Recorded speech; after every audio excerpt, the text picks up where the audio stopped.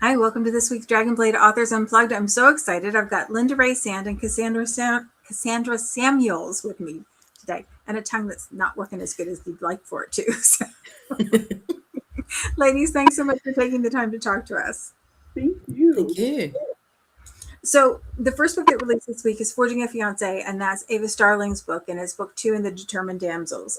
So, I know Ava was in the Takeover group. I'll make sure that we pop the link in the comments so you can grab it if you haven't. But then the next book that came out this week is Linda's book, and it's The Librarian of Lyon. I love the title for this one. Linda, can you tell us about the book? Yes, this one is this was really special. Wanting to write with a female character that was really into books and into blue stocking, and I hadn't touched the blue stocking topic since probably my sixth book, I think, sixth or seventh book. So I was like, and this was like number 60 or something. So I really love doing the research on libraries. Um, Oh, fun. I didn't even think about that. yeah, Researching libraries would be so much fun. it was so interesting to do the research for this book and coming up with a heroine who was older because I I have a lot of readers who tend to prefer an older heroine. They want to I have older readers who just aren't interested in 20-year-olds and their dating habits in the hundreds. And so I really enjoyed having a spinster as my main male character.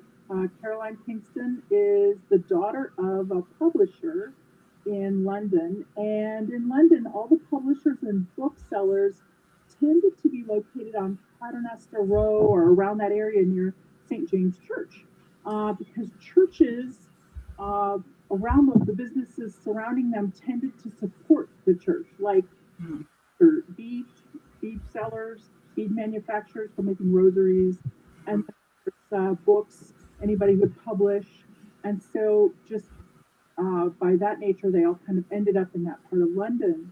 And this Caroline Kingston has always thought that she would inherit her father's business, and she wants to learn more about it. She wants to work there. She wants, learn about buying, learn about the press and whatnot. Her father did not let her work there. Yeah, refuses. And so she's a little bit determined to learn more about the book world. And when she finds out her best friend and her father have been seeing one another with the intention of marrying, she suddenly realizes that maybe she's not going to inherit this business after all. Oh, no. Matters into her own hands and decides that she just needs to go off on her own. And so she lands a job working at the Temple of the Muses, rearranging their books into the proper library format of the time, which was basically by subject first and then by author last name. And so that's where our hero, this almost destitute Earl from Berkshire, finds, sees her argue with the owner of the shop or the manager of the shop about getting this job. And he's kind of intrigued by this woman. And he is a bookworm, but he's in London because he receives a dunning notice from Bessie Does Lyon regarding a debt that his father apparently owed. And so he wants to get that cleared up. And of course, that sets this whole thing on what happens with these two people. Ah, now we're in the lion's den. Yes, this is always a fun one. Uh, I I really like using Titan as a character because I've used him before and I've studied up on him from other books, and so I like having little subplots that include him. I wish I could write more about him. um, but anyway, he's a little bit involved in this one, as is Bessie Dove Lyon, and there's some machinations happening behind the scenes that Caroline and Matthew, our main heroes, don't know about. Yes. Always a good Yeah. subplot. Always a good subplot. Well, that Yeah. sounds like so much fun. And I love the idea of getting to research libraries and understanding how publishing works. And She's got some great posts on the reader group too about her oh, research. I'll have to go over and look. I missed that. Yeah.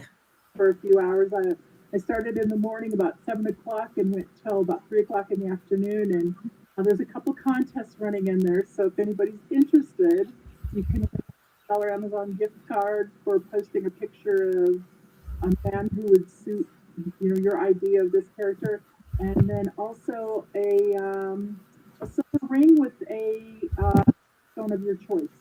Oh, cool. And Very that's cool. for Yeah. See, that's just one more reason to stick to the Dragonblade readers group, exactly.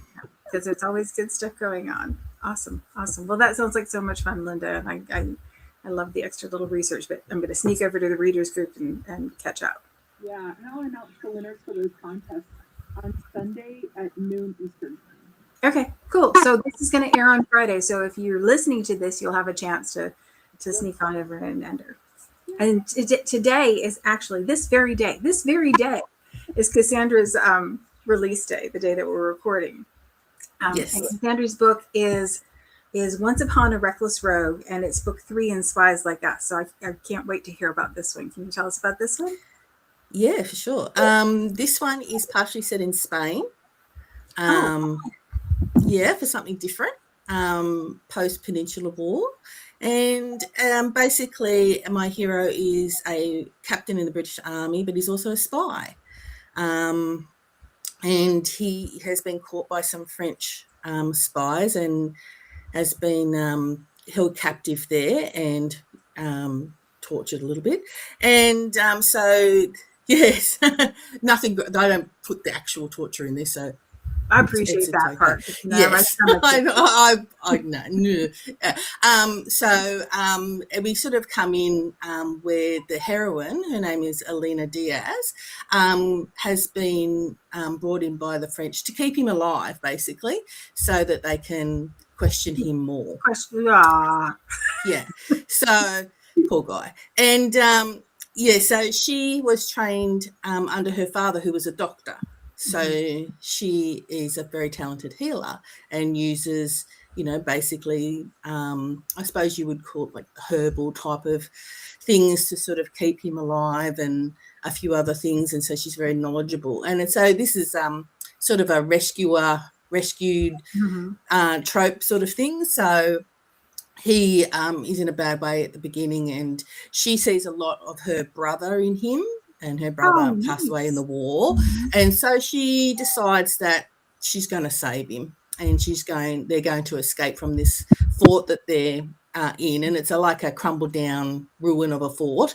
And she used to play in the fort when she was younger. Oh, so she knows everything. So she knows it inside and out. And so she's devised this plan. She's done it all out and everything. She's very clever.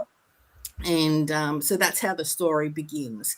And then he has to get back to England. He has a ward that he's responsible for, which is the heroine from book 2. So yeah, so he feels like he has to get back to England. He's got information he needs to pass on, and so she says she will help him get to his rendezvous point. And so there's a bit of a road journey. And they sort of yeah and they sort of fall in love quite quickly. And I think it's that kind of, not Stockholm syndrome, but that sort of thing when you're in a life and death situation, and everything's you don't always turned up on everything. Yeah, that's right. And you can't always take your time. So so that's the basic story. And so then when they get back to England, they have to deal with the consequences of what happened in Spain. So, yeah, and it's all connected. So they're all connected by a spy ring. And the characters, there's some reoccurring characters in there. So cool. That's always fun. Yeah. I love it when we get to see characters over again. Yeah. Awesome. How many more books in the series? One more to go. Comes out in October. And then I'll probably start a new series after that. And there'll be an anthology story as well, which I'm really looking forward to writing. Oh, very cool. Which anthology are you part of? The Jigsaw Summer, I think we're doing. Oh, yeah. Yeah, with the superstitions and stuff fun. like that. So yeah. I always love the anthologies and the seasons, Yes. Very cool. Yeah. So next year's anthologies, but yeah, good fun. There's lots to look forward to there. Awesome. Yep. Well, the other book that came out the same day is Kathleen Ayer's book, and it's Anything But a Lord, and it's book 2 in the London Vices series. So I'll make sure I pop the comments to that in the link. I'll pop the link to that in the comments. Yeah. All the words in the right order. And then we have one more book that releases this week, and it's Only a Duke Will Do, and that's Terry Mackenzie's book, and that's book 1 in a brand new series. It's the Westfield Pack, and we'll make sure we catch up with Terry in a future time so we can hear about the about the rest of the series. But since I have you here, we talked a little bit ahead of time, and I thought it would be fun if we could talk about like books or movies or TV shows that influenced you, or anything that, like, if it was a movie made from a book, or a TV show that was based on a book, anything that helps you fill up the creative well. Just jump right on in. Movie. When I write a book, I'm imagining a movie in my head while I'm writing the book. Oh, okay. So you have it playing in your head like it's a movie while you're writing. So I cast it in advance with a character sheet. I take pictures of real actors and I plug them into all and then while I'm writing the book, I'm imagining them doing this as a movie. And I think it's just because I've attended movies since I was a baby. My parents couldn't afford a babysitter, so I went to the movies with them. And so I grew up going to movies at least once a week. Ah, it's my favorite thing. I still try to go to movies in a theater. I still think it's the best way to see a movie. And I go to all kinds of movies. I almost rarely go to romance movies. I see a lot of action adventure movies. I'm a Marvel fan. I'm a Star Wars fan. I'm a Star Trek. So, and so things like The Odyssey. I was in the very first screening of that at our local theater on Friday. So, what did you think? Yeah, it was worth the hype. Amazing movie. It's so well constructed, and the cinematography, the acting, the locations they used.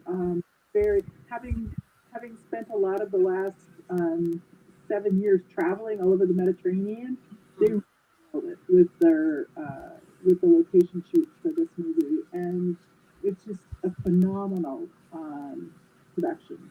So well worth seeing on the big screen.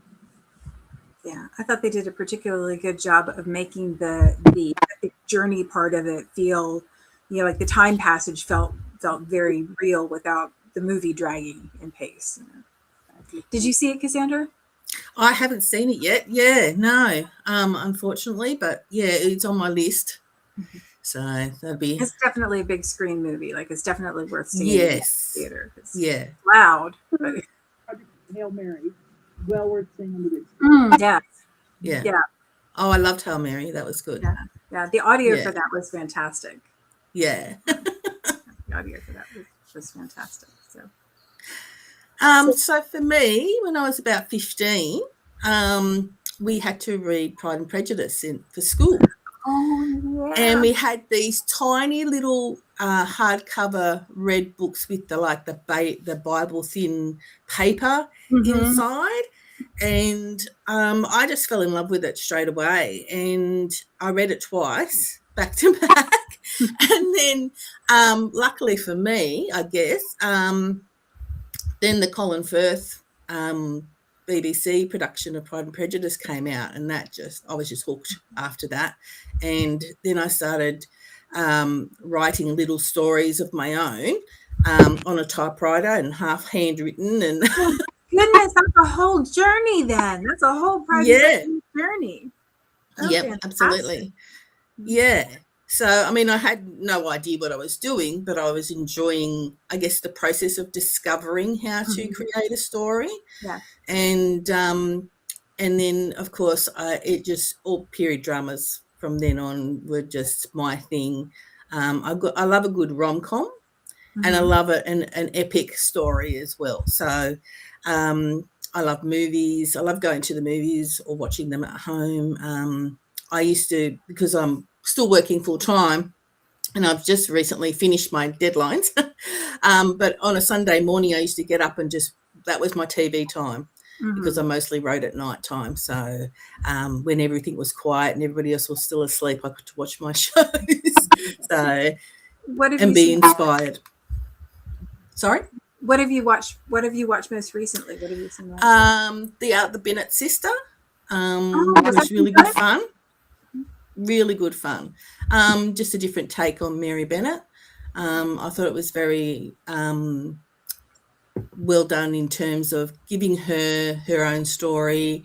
And I did hear that they're going to do a Christmas special. So, fun. yeah. And, of course, Bridgerton, which was out earlier in the year. I cried all through the second half of that, the last season. But, yeah, it was funny because one of my girlfriends was like, one of the storylines in mine, it was, not an appropriate partner. And she said, after reading Bridgerton and realising about the whole he couldn't marry her because she was a maid thing, she goes, I understand, this story. So a lot of those kind of things people just don't realise unless they are widely read. So, yeah. And I love to fill the creative world by obviously reading other books and going for walks, and in the shower is really a good, I don't know, maybe your brain turns off in the shower. I don't know how that works. Yeah. All the best dialogue comes out in the shower. I don't know what it is. Do you have to be careful when you're working about what you're reading or what you're watching to keep it from getting through? Yeah, I think so. I don't really read Regency while I'm writing. I try and stay away from that. I'll maybe read a medieval or one of my other writer tribes books or something like that. Might be, a different genre to support them, but also just to be reading something different from what I'm writing, so I can just concentrate on my story and not be swayed by what I'm reading. So, what about you, Linda? I am in an author group with 5 of us.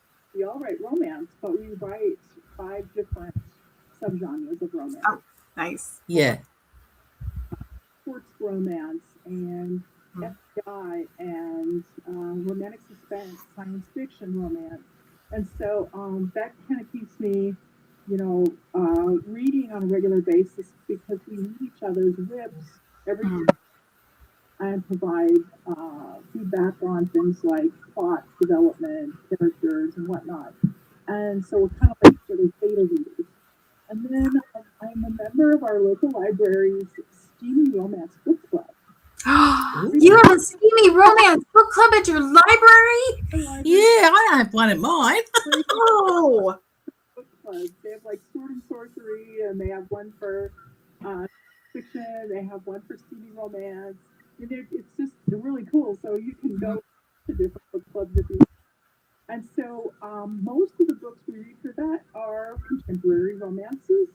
Had like one historical in the last 3 years, and so let's do better. but it's a good way of keeping up on what's going on in the contemporary romance.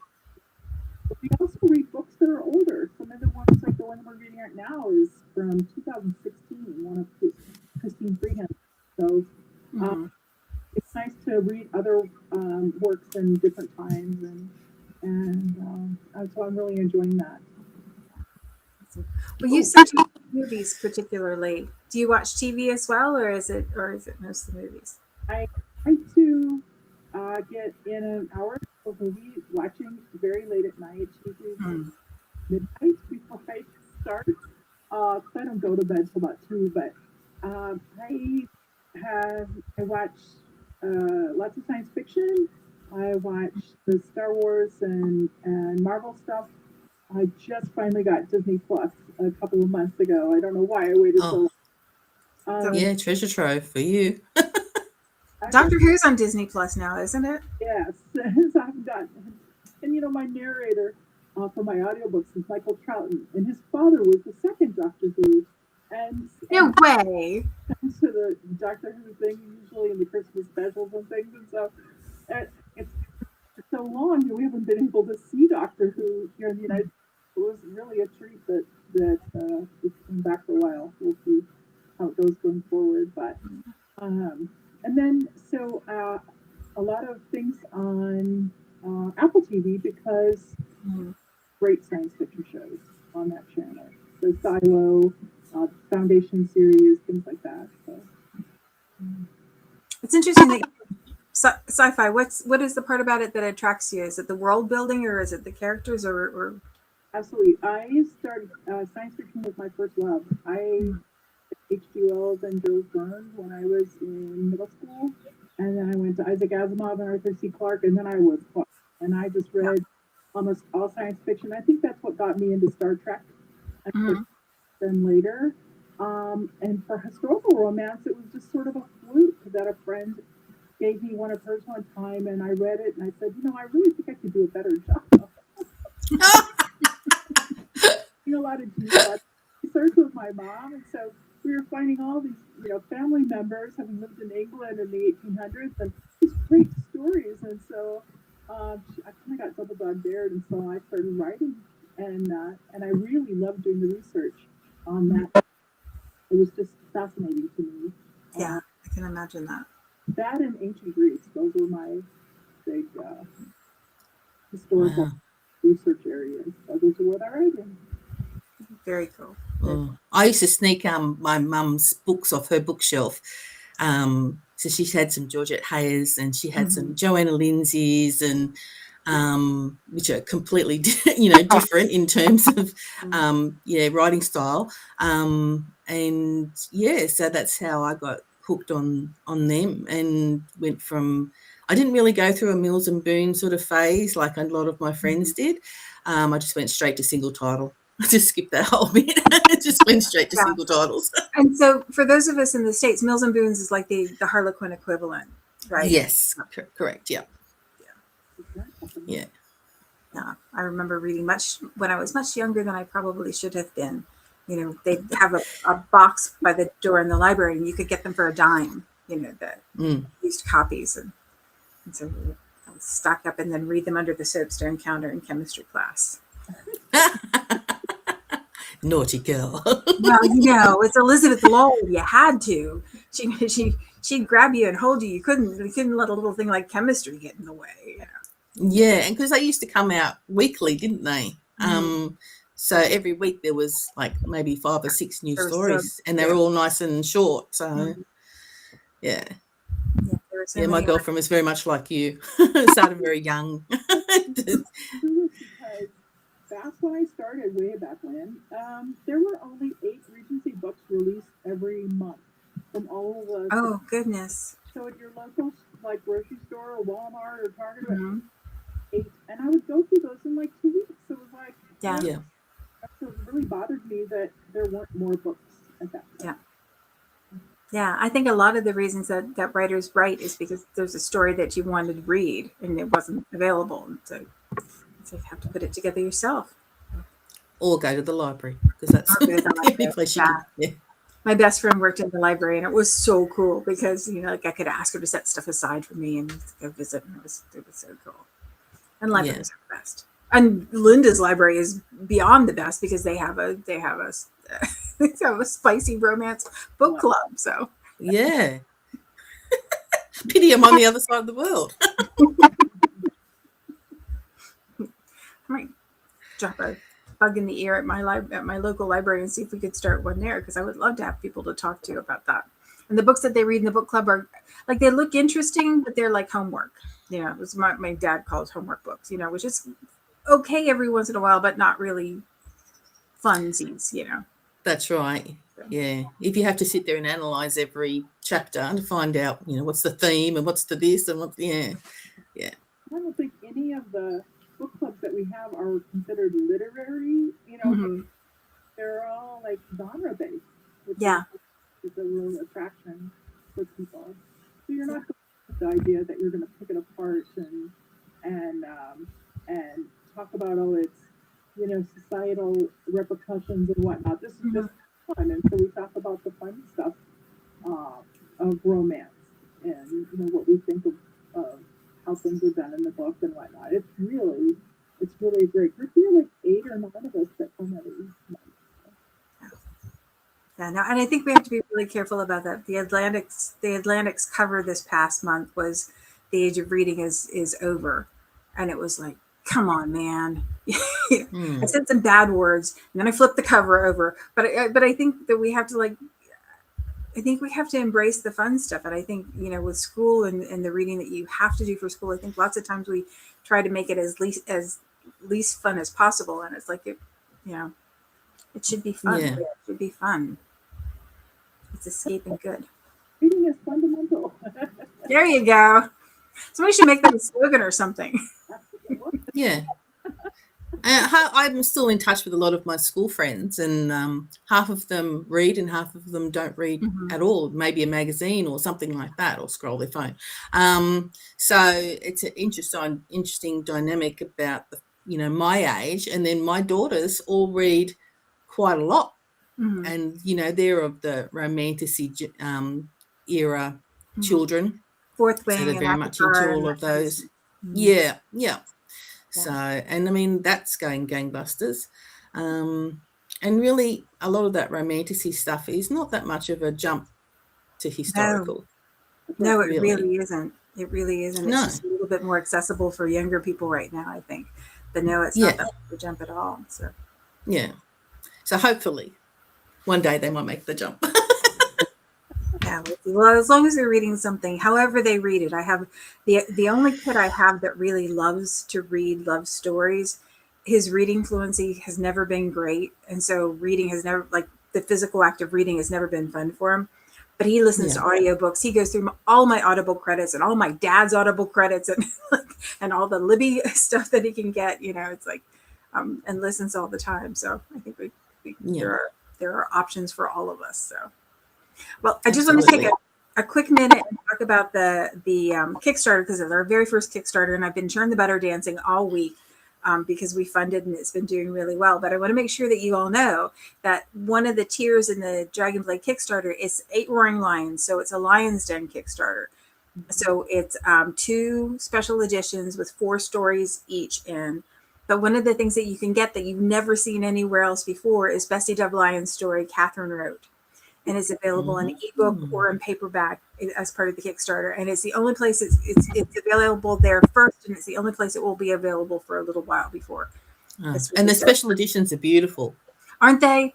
Like Natalie and I were just like, oh, these are so pretty. I was so excited about it. So hopefully it will continue to do well, and we'll be able to do more, because I have pictures of like rainbow colored bookshelves with everybody's special editions on them. So I'll make sure to put the link to that in the comments, in addition to the link to all the books this week. Linda's Lion's Den book and Cassandra's Spies Like Us. Yeah. Yep. Spies Like Us.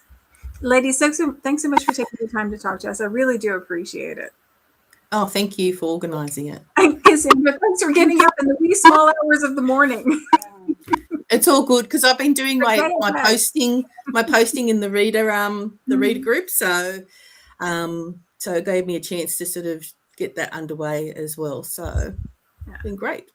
Yeah, it always tickles me to see how we're going to figure out how to deal with all the time zone things. And it's usually okay unless we have a Pacific Coast person and Australia or New Zealand person, and then it's just like, somebody's going to have to be up in the middle of the night, because the hours don't work right. So I don't mind getting up early as long as it's not like 2 a.m. That's not getting up early. That's going to bed late. That's what that is. Yeah, that's right. All right, ladies. So thanks again for taking the time. I really do appreciate it. It was great to talk to you. Thank you.